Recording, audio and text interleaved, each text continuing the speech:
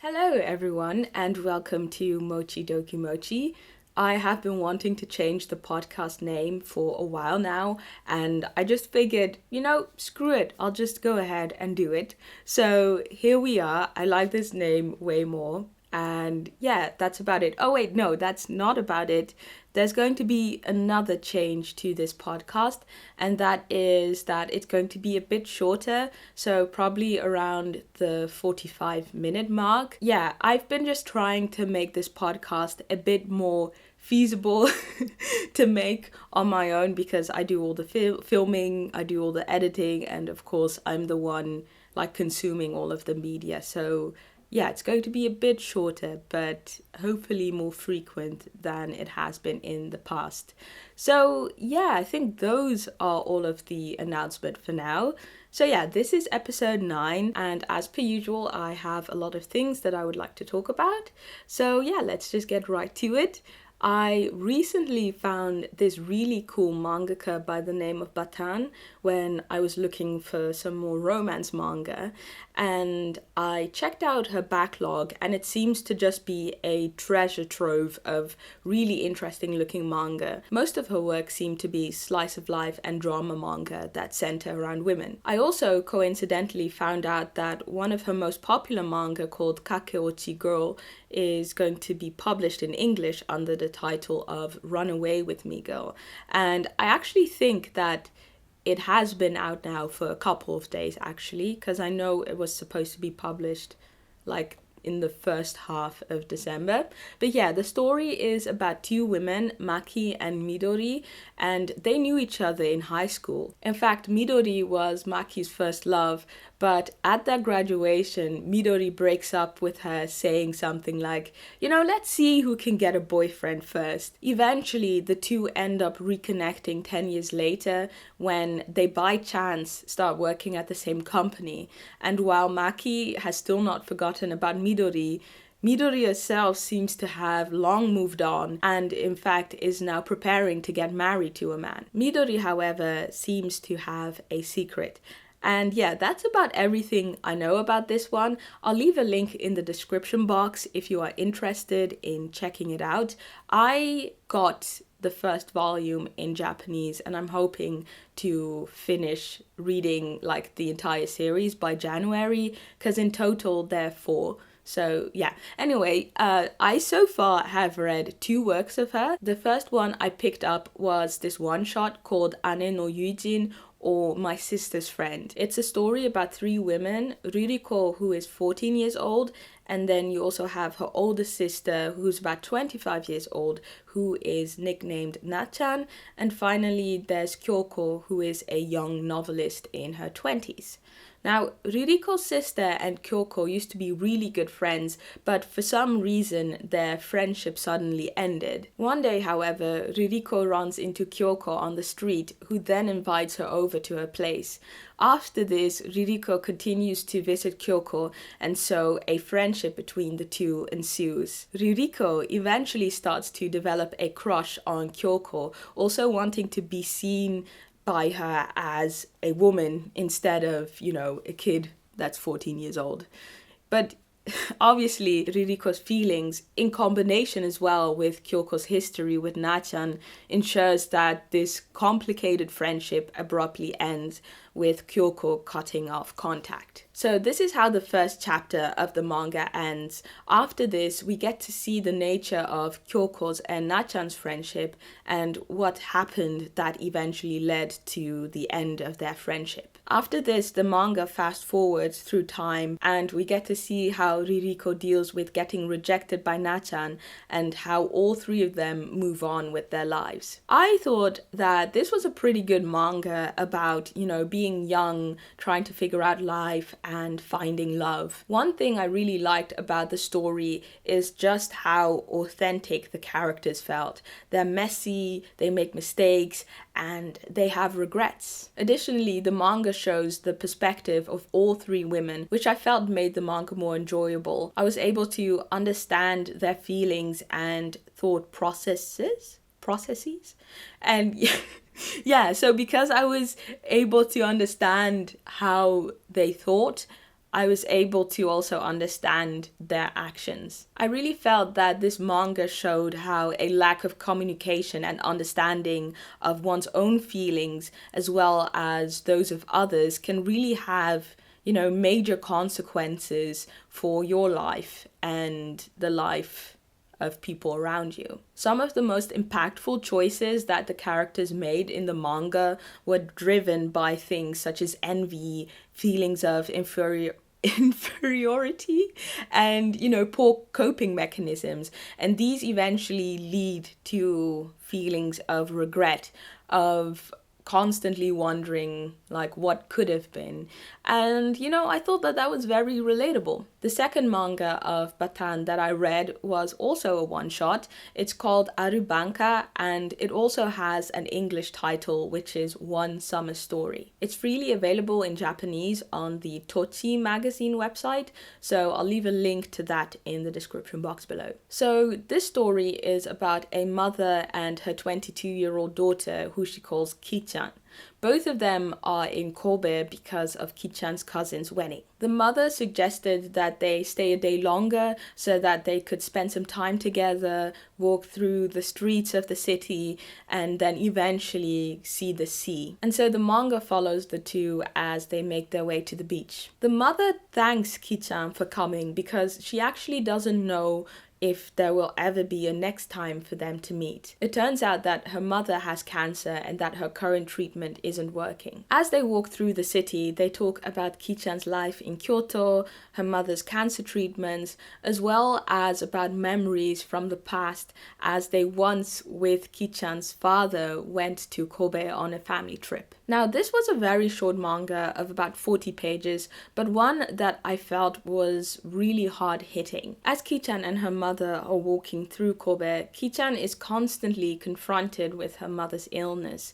She, for instance, sees how her mother has lost her appetite and doesn't eat when they have lunch, and how going for a walk completely exhausts her. Kichan doesn't take it well seeing her mother in this state, and her immediate reaction is to lash out. She's very rude to her mother, and she gets angry whenever her mother is trying to make it clear that she doesn't have that much time left. For me, it was very hard to see Kichan's way of coping and how that was hurting both herself as well as her mother. She's clearly struggling to accept her mother's impending death, and so instead of confronting that reality, she tries to ignore the matter as a whole. The ending in particular was really hard to swallow. I literally had a lump in my throat when I was reading it. So as the two are walking through Kobe, Kichan's mother asks to take a break. As she's sweating and breathing heavily, she tells Kichan that no matter what, she wants to finish the walk and see the sea. Kichan then decidedly says that it has been enough. They should stop already, and they will do this once again after she gets better. Her mother then tells her that she isn't sure if there will even be a next time because she thinks that she will die soon. This is when Kichan responds with something I think will haunt her throughout the rest of her life. She says, "Well, if you're able to die that easily, then just go and die." Like, I could literally feel my heart sink through the floor. Kichan instantly regrets this, but then her mother apologizes and says that, they should just stop and that there will be a day that they will be able to see the sea again. Before Kichan gets on the train back to Kyoto, her mother buys her a surprise, but when she's on her way home, she drops the bag on the floor of the train. When she opens it, she finds a destroyed fruitcake in it, which triggers a memory of her and her mother when they were shopping for Kichan's birthday cake when she was still a child. Her mother had bought her a shortcake, but Kichan wanted a fruitcake instead, and after complaining for a while, her mother caves and tells her to hurry up so that they can buy her the cake she wanted. Kichan then starts to regret being so stubborn, and she asks if it's okay for them to actually, get the fruitcake, to which her mother replies that, it is, as it's her birthday she has been waiting so long for, and that, she doesn't know how many of them she will eventually be able to celebrate with her. And as you can imagine, this is a really gut-wrenching memory to have pop up seeing the circumstances. And so as Ki-chan heads back to Kyoto in the train, tears start to run down her face and she becomes filled with regret. And that is how the manga ends. I really don't know a better word other than devastating to describe this manga. It almost felt to me like a cautionary tale about how you should be aware of what you say to people, especially to those who you care about, because there are things you can say that you won't be able to take back, and these words can haunt you for the rest of your life. So yeah, that's all I have to say with regards to Aru Bank. Having read the synopsis of some of Battan's other works, this seems to be a very prominent theme. Her characters often find themselves in really complex, undesirable and or regrettable situations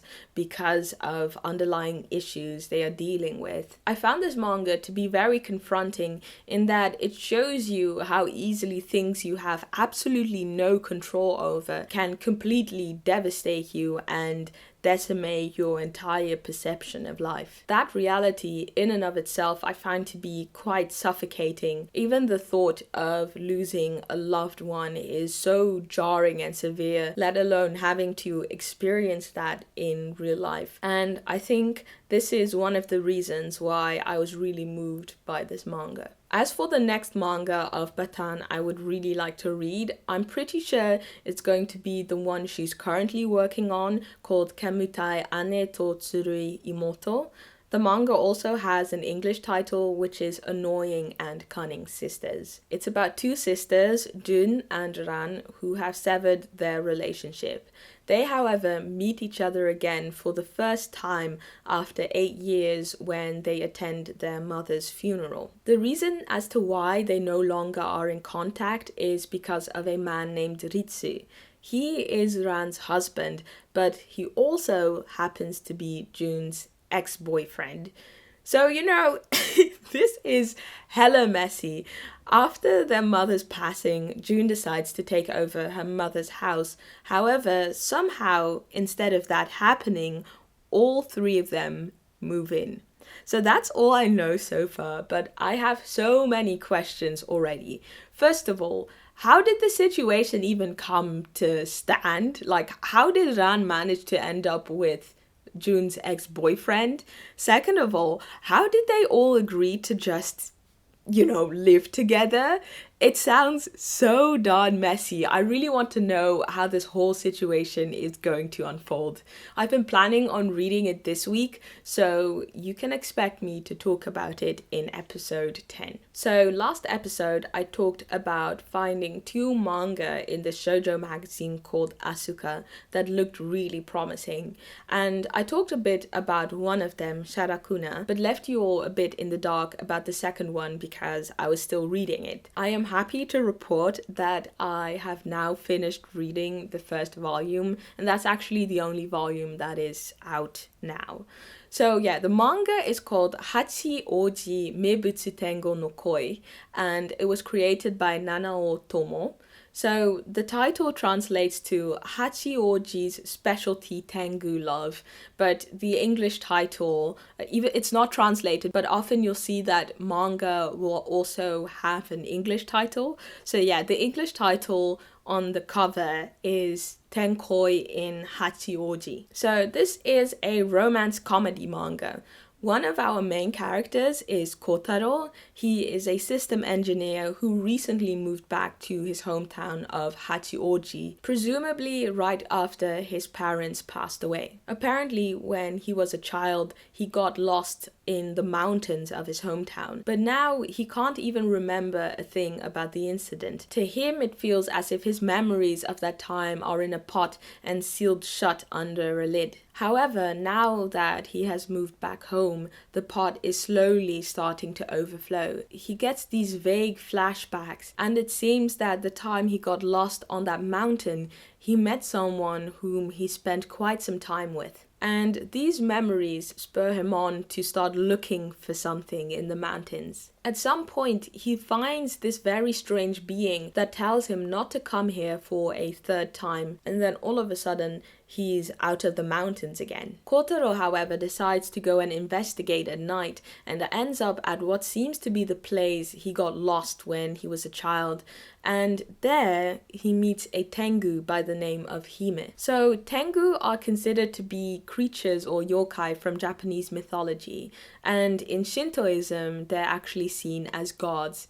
And also sometimes they are seen as spirits of mountains and forests. Now there are many different depictions of them, but in this manga they take on a human form, but they wear masks and have black wings like a bird. Anyway, it turns out that the creature that told Kotaro not to come back was Hime, and that she was also the one who saved him that time he was lost in the mountains. The thing is that they have now met for the third time, and according to the law in Hachiouji, if two people meet at the sacred tree 3 times, which is the place that they met, they have to get married. Kotaro is naturally spooked about all of this, and he declines the marriage offer at the marriage party that the other Tengu organized instantly for them. However, Hime's grandmother tells him that that simply isn't an option, and that Hime, no matter what, has to give birth to an heir, and if he refuses, well, let's just say that not much good will come from that. Hime, however, doesn't want to force Kotaro to marry her, so she tries to help him escape. As she's getting Kotaro ready for his escape, he starts talking about her wants and needs. Basically, she had told him before about how she comes from a line of Tengu leaders in the village and that she's supposed to get married in order to produce an heir. She struggles, however, with the old ways of Tengu life and is really interested in the outside world. Kotaro suggests that she should see the outside world for herself and try out all of the things that she has been wanting to try out. Hime takes this as him asking her to come live with him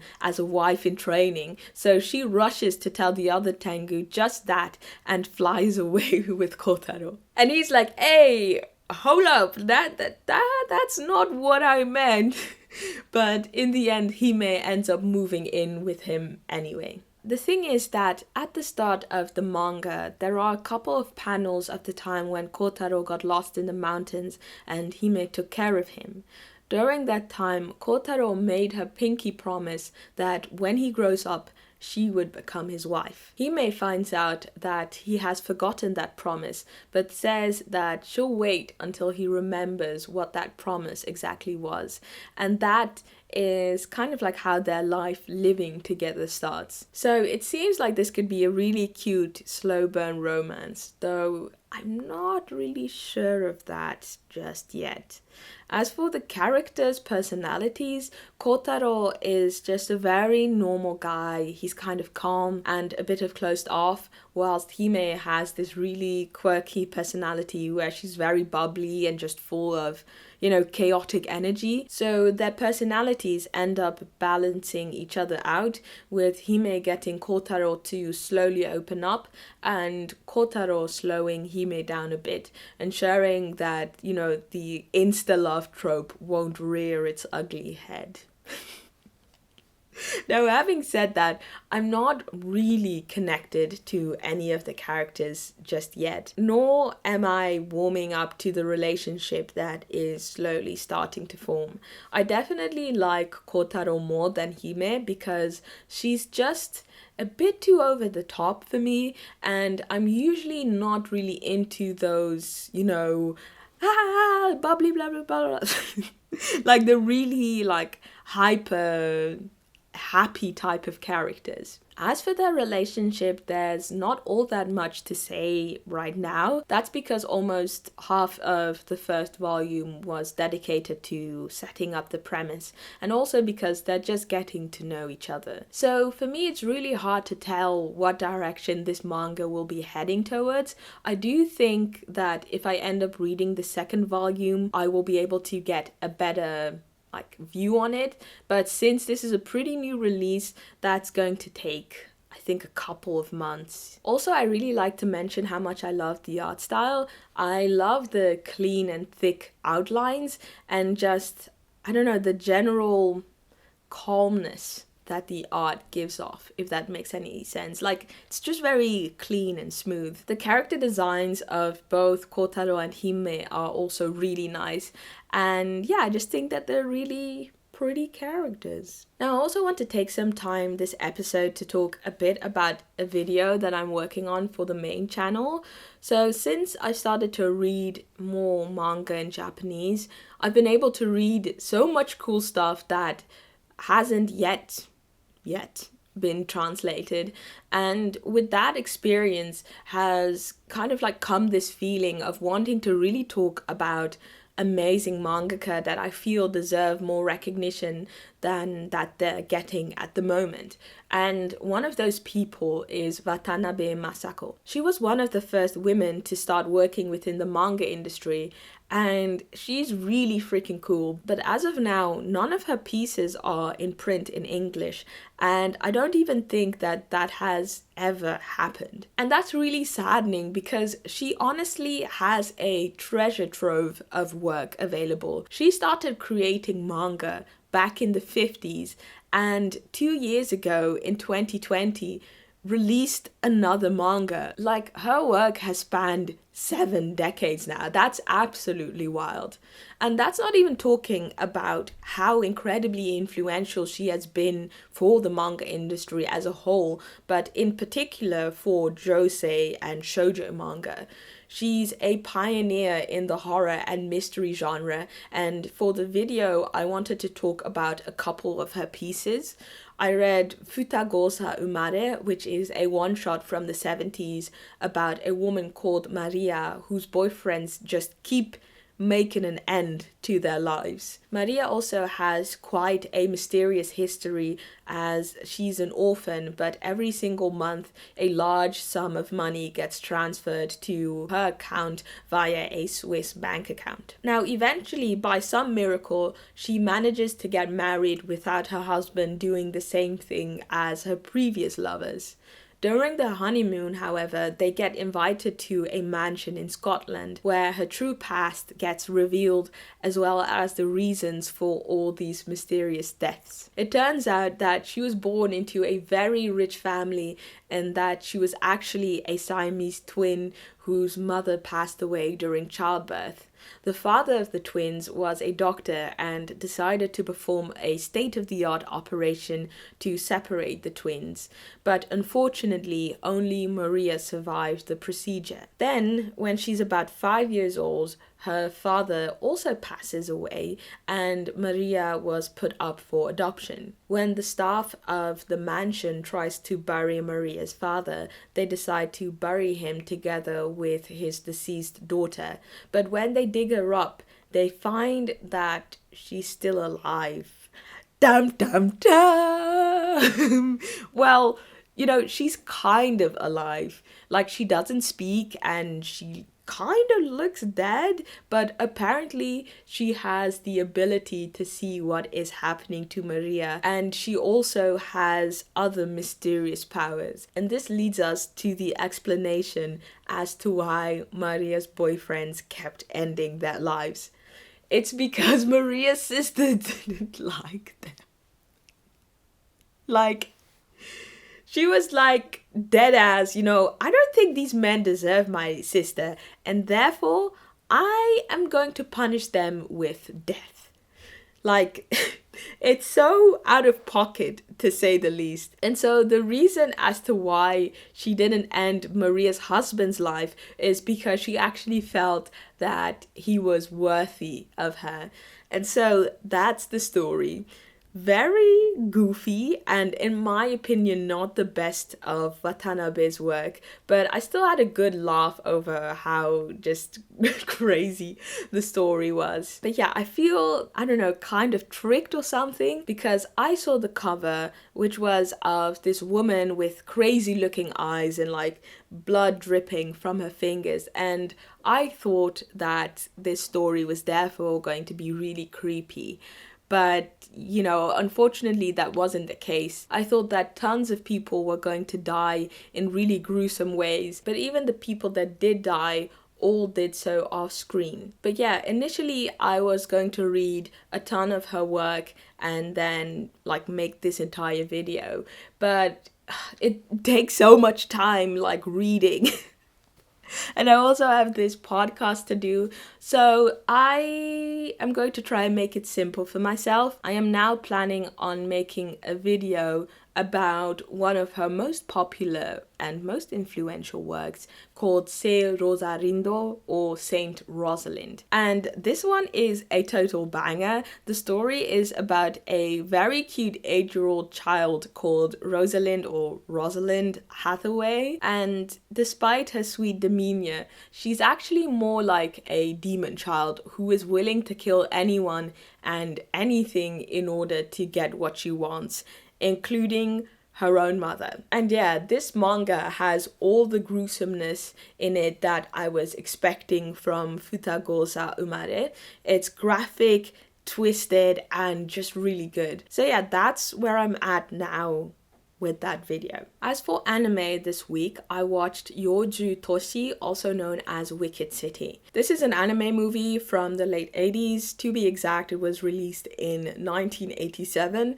and it was produced by Madhouse and Video Art. What spiked my interest was that it was a horror movie and because it was based off a piece of work by Hideyuki Kikuchi. This is the same person who is behind the Vampire D novels, which I watched both anime adaptations of and also reviewed on this podcast a while back.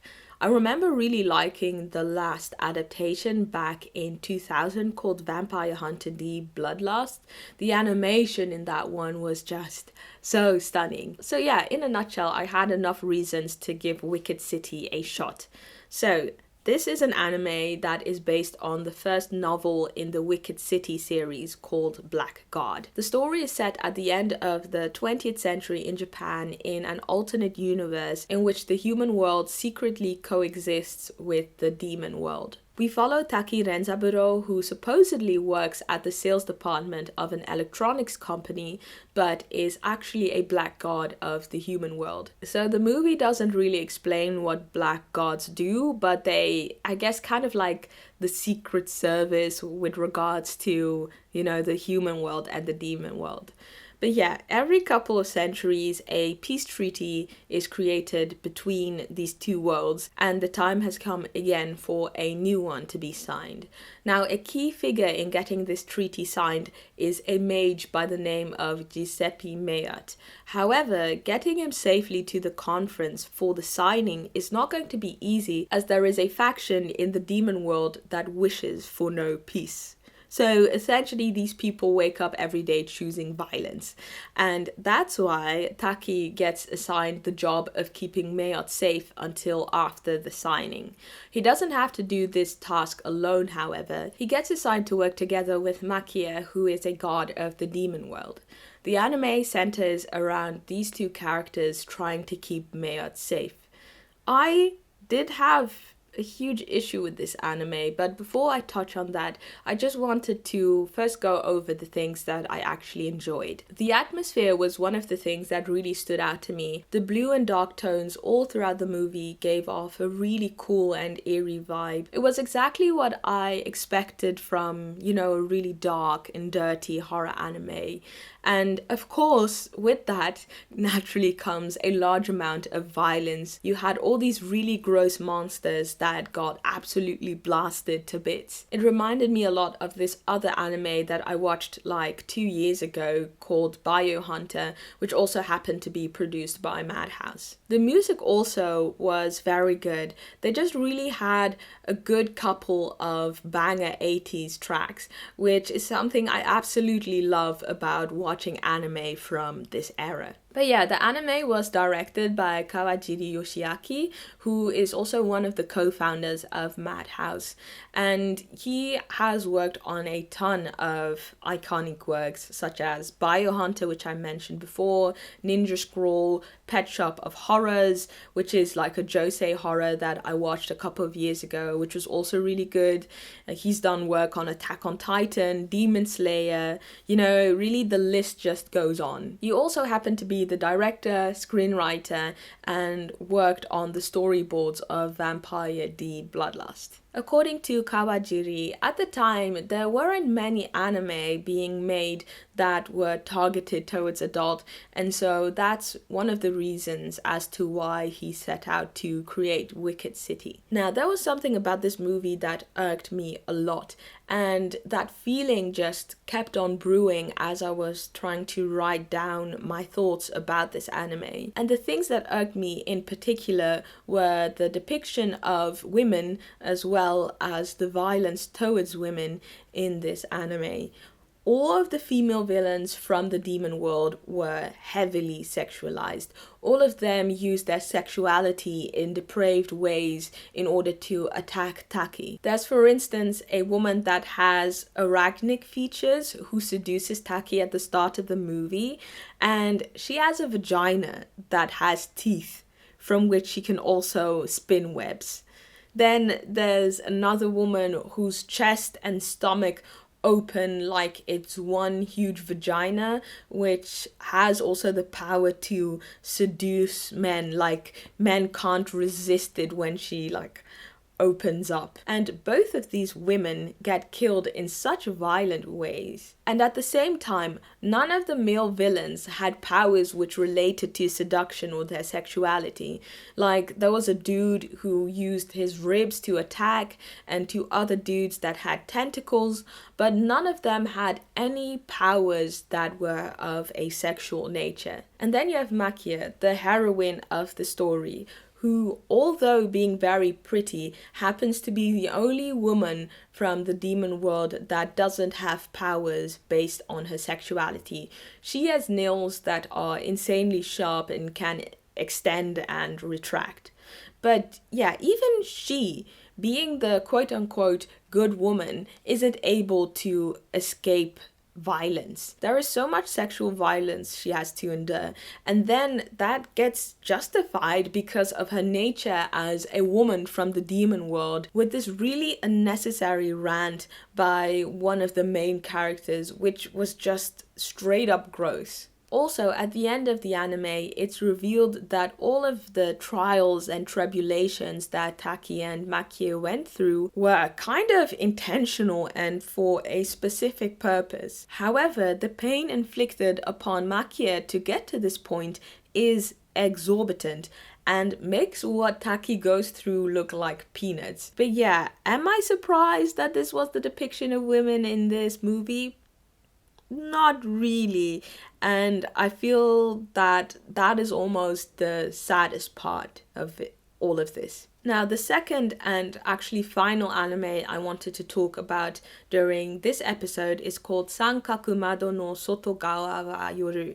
The English title is The Night Beyond the Tri-Cornered Window. So it's an adaptation of a manga written by Yamashita Tomoko, and what attracted me to this anime was actually just the key visual and the fact that it was a mystery story with ghosts.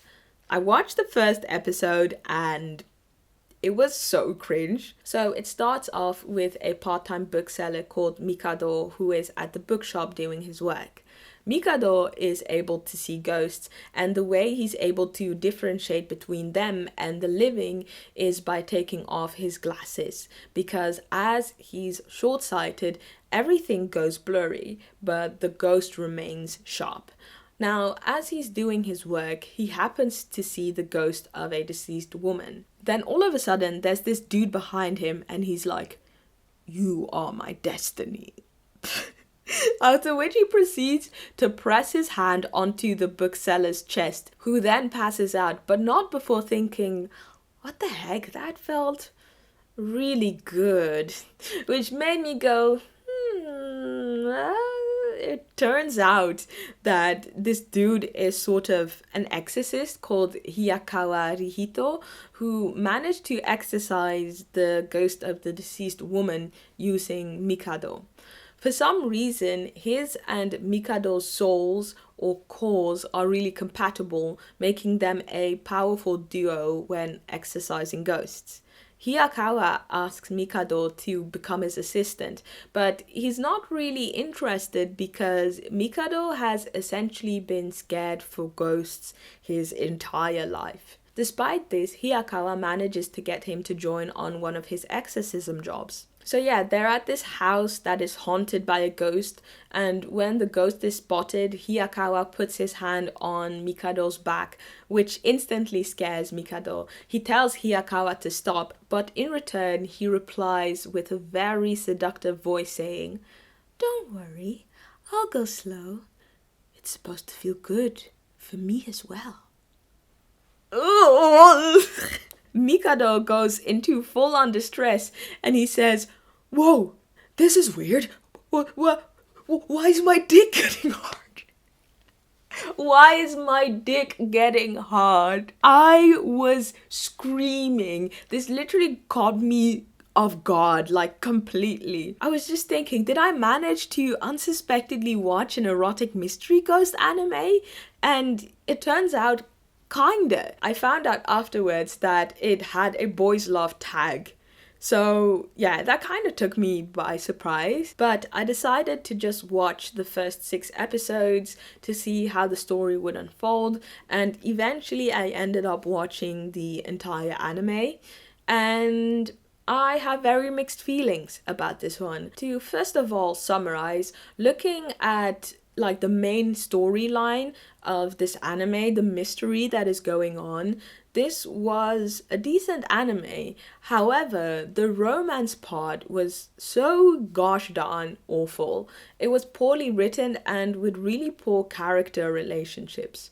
So the first 3 episodes mostly pertain to the development of this really weird relationship between Mikado and Hiyakawa as they take on more and more supernatural jobs. The reason as to why I dislike this relationship so much is because Mikado is a really friendly and caring person and Hiyakawa is just plain awful.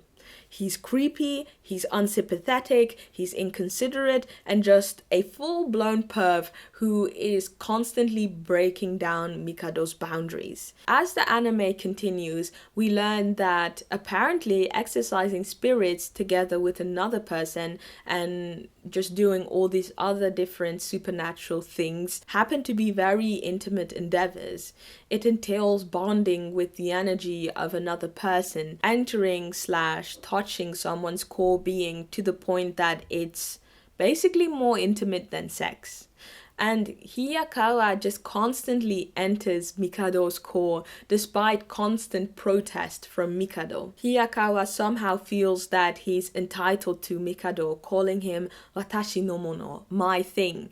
He also gets crazy jealous when Mikado does supernatural stuff with other people and ends up putting some type of supernatural leash onto him without his consent. And at some point during an exorcism, he starts to bite and lick Mikado's neck because he gets so excited.